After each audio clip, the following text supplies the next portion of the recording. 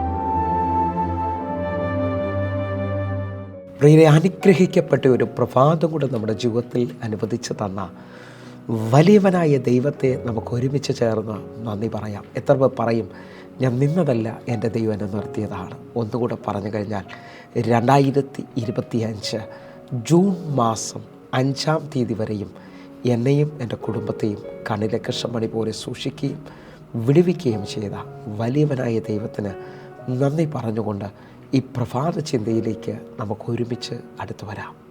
ശത്രു വിരോധമായി എഴുന്നേൽക്കുന്നതിന് മുമ്പേ എൻ്റെ ദൈവത്തിൻ്റെ കരുതലുകളെ നാം തിരിച്ചറിയുക. പ്രിയരെ, പ്രാരംഭവാക്യത്തിലേക്ക് എസ്തേറിൻ്റെ പുസ്തകം 6-ാം അധ്യായം അതിൻ്റെ 13-ാമത്തെ വാക്യം. തനിക്ക് സംഭവിച്ചതൊക്കെയും ഹാമാൻ ഭാര്യയായ സേരെശിനോടും തൻ്റെ സകല സ്നേഹിതന്മാരോടും വിവരിച്ചു പറഞ്ഞു. അവൻ്റെ വിദ്വാൻമാരും അവൻ്റെ ഭാര്യ സേരെശും അവനോട്, മൊർദെഖായിയുടെ മുമ്പിൽ നീ വീഴുവാൻ തുടങ്ങി. അവൻ യഹൂദ വംശക്കാരനായിരിക്കുന്നു എങ്കിൽ നീ അവനെ ജയിക്കുകയില്ല, അവനോട് തോറ്റുപോകുകയുള്ളൂ എന്ന് പറഞ്ഞു. ഈ വചന പശ്ചാത്തലം ഈ പ്രഭാതത്തിൽ നാം ചിന്തിക്കുമ്പോൾ ദൈവത്തിൻ്റെ വലിയ ഇടപെടൽ നിങ്ങളുടെ മേലുണ്ടെന്ന് വിശ്വസിക്കണം. കാരണം നിങ്ങളുടെ ജീവിതത്തിനകത്ത് ഒരുപക്ഷെ ഈ പ്രഭാതത്തിൽ എന്നെ കേൾക്കുമ്പോൾ മുമ്പിൽ ഇനി ഒരു വഴിയില്ല, സാധ്യതകളില്ലെന്ന് പറയുന്ന അനേകരുണ്ടാകാം. അവരോട് തമ്പുരാൻ പറയുന്നു, നിനക്ക് വേണ്ടി ദൈവം കരുതിയിരിക്കുന്ന കരുതലുകളെ നീ തിരിച്ചറിയുക. എസ്തേറിൻ്റെ പുസ്തകം ആഴമായി പഠിക്കുമ്പോൾ ഇതാ മൊർദെഖായി ഹാമാനെ നമസ്കരിച്ചില്ല എന്ന് കണ്ടിട്ട് ഹാമാന് അവനോട് പുച്ഛം തോന്നിയിട്ട് അവൻ്റെ വംശത്തെ മുഴുവൻ എന്ന് പറഞ്ഞാൽ യഹൂദ ജനത്തെ മുഴുവൻ നശിപ്പിക്കേണ്ടതിന് വേണ്ടി ഹാമാൻ തരമന്വേഷിച്ചിരുന്നു. അതിനുവേണ്ടി അവൻ പ്ലാനുകൾ ഒരുക്കിയതായി കാണുന്നു. പക്ഷേ എൻ്റെ ദൈവം മൊർദെഖായിക്ക് വേണ്ടി, വചനമനുസരിക്കുന്ന, വചനത്തിന് വേണ്ടി നിൽക്കുന്ന മൊർദെഖായിക്ക് ഒന്നറിയാം, ദൈവത്തെ അല്ലാതെ മറ്റാരെയും നമസ്കരിക്കരുതെന്നുള്ളത്. ആ നിലയിൽ ദൈവവചനത്തിന് വേണ്ടി നിൽക്കുന്ന മൊർദെഖായിക്ക് വേണ്ടി ദൈവം ചലിക്കും. നിങ്ങൾ ദൈവവചനത്തിന് വേണ്ടി നിന്നവരാണെങ്കിൽ, ദൈവത്തെ സേവിക്കാൻ വില കൊടുത്തിറങ്ങിയവരാണെങ്കിൽ, നിങ്ങൾക്ക് വേണ്ടി എൻ്റെ ദൈവം അത്ഭുത വഴികൾ ഒരുക്കിയിരിക്കും. നിങ്ങൾ ശ്രദ്ധിച്ചു നോക്കണം കേട്ടോ. ഞാൻ ദൈവം കരുതുന്ന വിധങ്ങളെക്കുറിച്ചൊന്ന് പറയുകയാണ്. എസ്തേറിൻ്റെ പുസ്തകം 6-ാം അധ്യായത്തിലാണ് നാം ഈ വാക്യം വായിക്കുന്നത്. ഇതിനു മുമ്പെയുള്ള 5 അധ്യായങ്ങൾ ദൈവം ശത്രുവിൻ്റെ മുമ്പിൽ മൊർദെഖായിക്ക് വേണ്ടി ഒരുക്കുന്ന വഴികളെ നമുക്ക് കാണാൻ പറ്റും. ഞാൻ ചില ആണ്ടുകളും ചില കണക്കുകളും നിങ്ങളുടെ മുമ്പിലോട്ടൊന്ന് വയ്ക്കാൻ പോവുകയാണ്. 1-ാം അധ്യായം ശ്രദ്ധിച്ചു കഴിഞ്ഞാൽ 1-ാം അധ്യായം അതിൻ്റെ 3-ാമത്തെ വാക്യം. തൻ്റെ വാഴ്ചയുടെ 3-ാം ആണ്ടിൽ തൻ്റെ സകല പ്രഭുക്കന്മാർക്കും ഭൃത്യന്മാർക്കും ഒരു വിരുന്ന് കഴിപ്പിച്ചു. പാർസിയിലെയും മേദിയിലെയും സേനാപതിമാരും പ്രഭുക്കന്മാരും സംസ്ഥാനപതികളും അവൻ്റെ സന്നിധിയിൽ ഉണ്ടായിരുന്നു. ഇവിടെ 1-ാം അധ്യായം കാണുന്നത് അഹശ്വേരോശ് രാജാവ് തൻ്റെ വാഴ്ചയുടെ 3-ാം ആണ്ടിൽ വലിയൊരു വിരുന്ന് കഴിക്കുകയാണ്. ഹല്ലേലൂയ. ഉന്നതന്മാരെ വിളിച്ചുകൊണ്ട് താൻ ഒരു വിരുന്ന് കഴിക്കുമ്പോൾ അതിൻ്റെ 10-ാമത്തെ വാക്യം മുതൽ നാം ശ്രദ്ധിക്കാമെങ്കിൽ വസ്തി തൻ്റെ രാജ്ഞിയെ താൻ വിരുന്നിന് അവസാനമായി ക്ഷണിക്കുന്നത് കാണാൻ പറ്റും. അവൾ കിരീടം വെച്ചുകൊണ്ട് തൻ്റെ പ്രഭുക്കന്മാരുടെ നടുവിലേക്ക് വരണമെന്ന് അഹശ്വേരോശ് രാജാവ് ആഗ്രഹിക്കുകയും അതിനുവേണ്ടി ക്ഷണിക്കുകയും ചെയ്യുകയാണ്. അതിൻ്റെ 11-ാമത്തെ വാക്യം. ജനങ്ങൾക്കും പ്രഭുക്കന്മാർക്കും വസ്തി രാജ്ഞിയുടെ സൗന്ദര്യം കാണിക്കേണ്ടതിന് അവളെ രാജകിരീടം ധരിപ്പിച്ച് രാജസന്നിധിയിൽ കൊണ്ടുവരാൻ കൽപ്പിച്ചു. അവൾ സുമുഖിയായിരുന്നു. 11-ാമത്തെ വാക്യത്തിൽ തൻ്റെ പ്രഭുക്കന്മാരുടെ നടുവിലേക്ക് വസ്തിരാജ്ഞിയെ കിരീടം വെച്ചുകൊണ്ട് കൊണ്ടുവരുവാൻ രാജാവ് കൽപ്പിക്കുകയാണ്. അവൾ സുമുഖിയായിരുന്നു. അവളുടെ സൗന്ദര്യം കാണേണ്ടതിന് വേണ്ടിയാണ് അത് ചെയ്യുന്നത്. പക്ഷേ 12-ാമത്തെ വാക്യത്തിൽ അവൾ ആ കൽപ്പനയെ നിരസിക്കുന്നതായി കാണാൻ പറ്റുന്നുണ്ട്.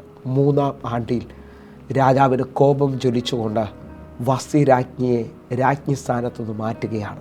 എന്നാൽ 2-ാം അധ്യായത്തിലേക്ക് വരുമ്പോൾ അപ്പനും അമ്മയും ഇല്ലാത്ത എസ്തേറിനെ ആ പദവിയിലേക്ക് ദൈവം കൊണ്ടുവരികയാണ്. അതിൻ്റെ 16-ാമത്തെ വാക്യം, 2-ാം അധ്യായം അതിൻ്റെ 16-ാമത്തെയും 17-ാമത്തെയും വാക്യം.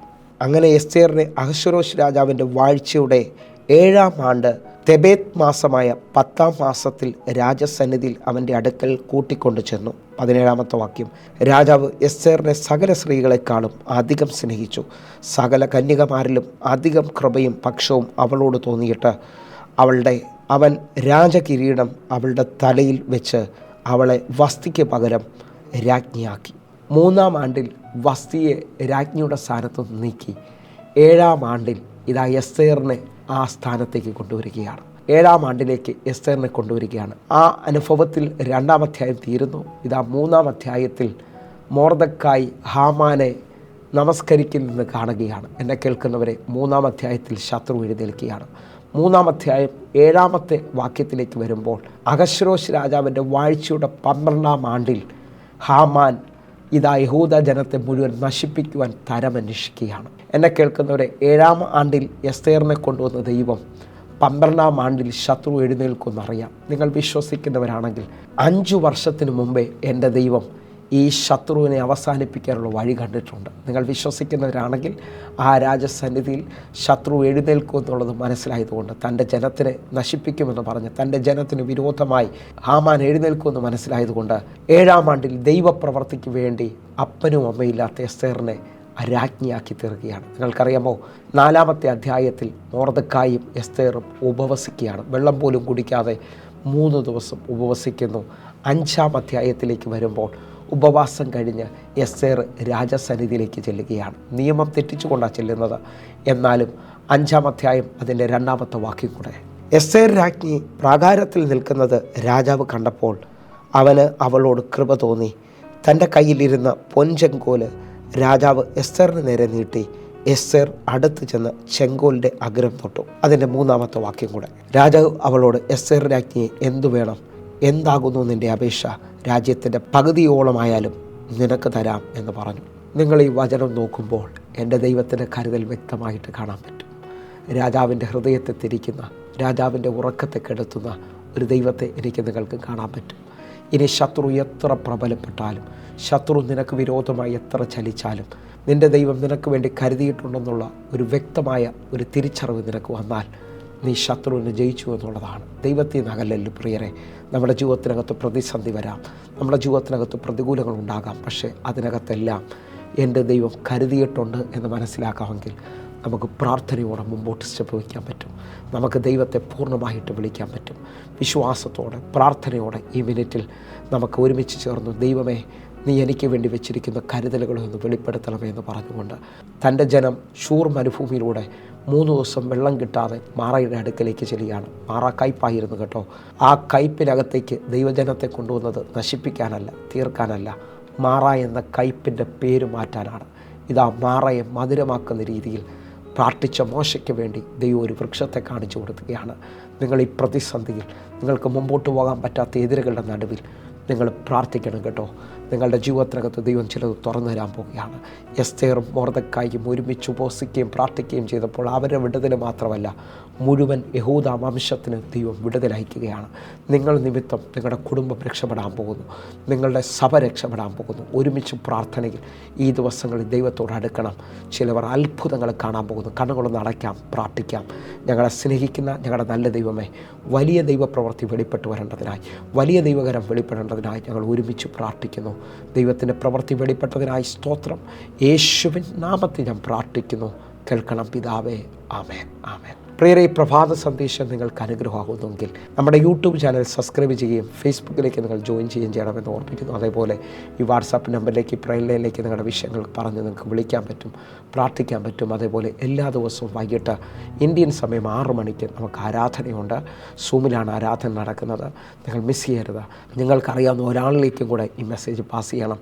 കർത്താവ് നിങ്ങളെ അധികത്തിൽ മാനിക്കട്ടെ. God bless you. ആമേൻ.